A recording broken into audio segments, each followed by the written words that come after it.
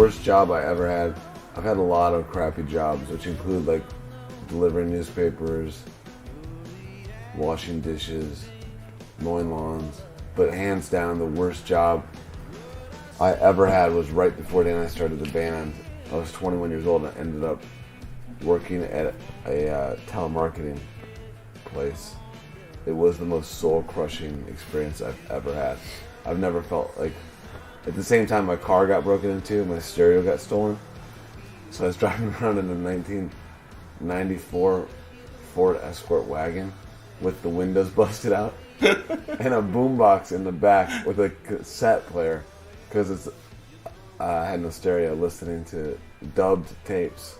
One of the worst jobs I ever got was this lady who was like running for office in Akron hired me to hand out flyers, and I got down one street and I was like, fuck this, and I threw them in the sewer and then went home and played video games, and then like 2 hours later I got a knock on my door and it was this lady and she was fuming. She had been out jogging and she had noticed in the sewer one of her flyers and she bent down and realized that there were like 600 flyers in the sewer.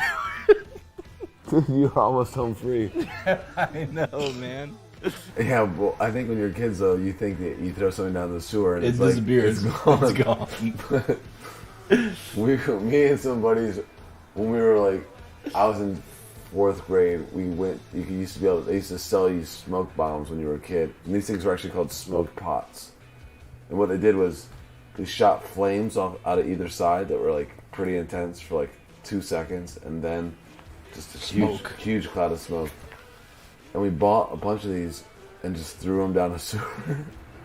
Didn't think anything about it, and we lit like basically the entire park on fire. And a cop car came and crashed. This is one of 2 stories I have where it involves a cop car crashing to come yell at me as a kid. The cop car crashed into the embankment. The guy got out and called us motherfucking assholes. And we were like 8 years old and we're like, what the fuck?